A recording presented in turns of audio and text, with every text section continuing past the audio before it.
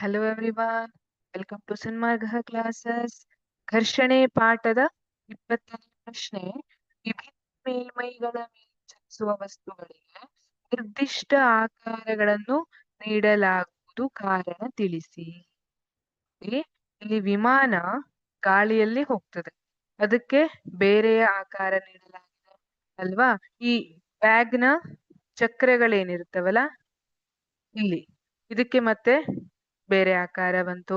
ಅದೇ ತರ ಇಲ್ಲಿ ವಿಮಾನಕ್ಕಿರುವಂತಹ ಆಕಾರ ರೋಡ್ ಮೇಲೆ ಹೋಗುವಂತಹ ಬಸ್ ನಲ್ಲಿ ಅಥವಾ ಟ್ರೈನ್ ನಲ್ಲಿ ಇರೋದಿಲ್ಲ ಅಲ್ವಾ.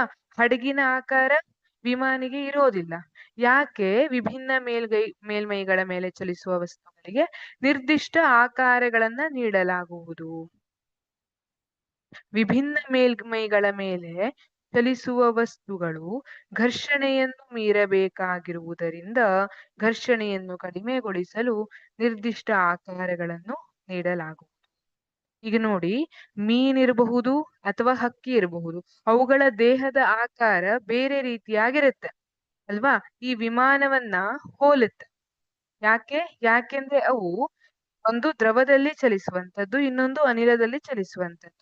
ಇಲ್ಲಿ ವಿಮಾನ ಕೂಡ ಅನಿಲದಲ್ಲಿ ಚಲಿಸುವಂತದ್ದು ಅಲ್ವಾ. ಗಾಳಿಯಲ್ಲಿ ಚಲಿಸಿಕೊಂಡು ಹೋಗ್ಬೇಕು ವಿಮಾನ. ಆ ಕಾರಣಕ್ಕಾಗಿ ಬೇರೆ ಆಕಾರವನ್ನ ಹೊಂದಿರಬೇಕು.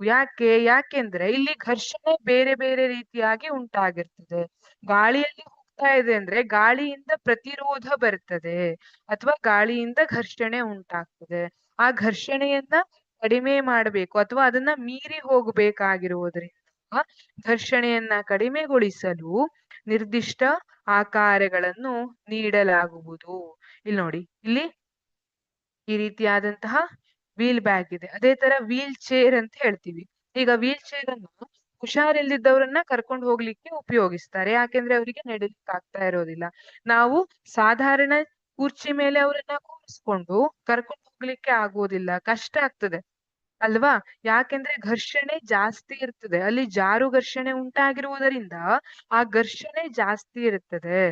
ಆದ್ರೆ ಅದೇ ಆ ಕುರ್ಚಿಗೆ ನಾವು ಚಕ್ರಗಳನ್ನು ಅಳವಡಿಸೋದ್ರಿಂದ ವೀಲ್ ಚೇರ್ ಅಂತ ಮಾಡಿರ್ತೀವಿ. ಆ ವೀಲ್ ಚೇರ್ ನಿಂದ ಸುಲಭವಾಗಿ ರೋಗಿಗಳನ್ನ ಅಥವಾ ಅನಾರೋಗ್ಯದಲ್ಲಿರೋರನ್ನ ನಡಿಲಿಕ್ಕೆ ಆಗದೆ ಇರೋರನ್ನ ಆರಾಮಾಗಿ ಒಂದು ಜಾಗದಿಂದ ಮತ್ತೊಂದು ಜಾಗಕ್ಕೆ ಕರ್ಕೊಂಡು ಹೋಗ್ಬೋದು. ಈ ರೀತಿ ವಿಭಿನ್ನ ಮೇಲ್ಮೈಗಳ ಮೇಲೆ ಚಲಿಸುವ ವಸ್ತುಗಳು ಘರ್ಷಣೆಯನ್ನು ಮೀರಬೇಕಾಗಿರುವುದರಿಂದ ಘರ್ಷಣೆಯನ್ನು ಕಡಿಮೆಗೊಳಿಸಲು ನಿರ್ದಿಷ್ಟ ಆಕಾರವನ್ನು ನೀಡಲಾಗುವುದು ಅಂತ ಹೇಳ್ತಾರೆ. Thank you.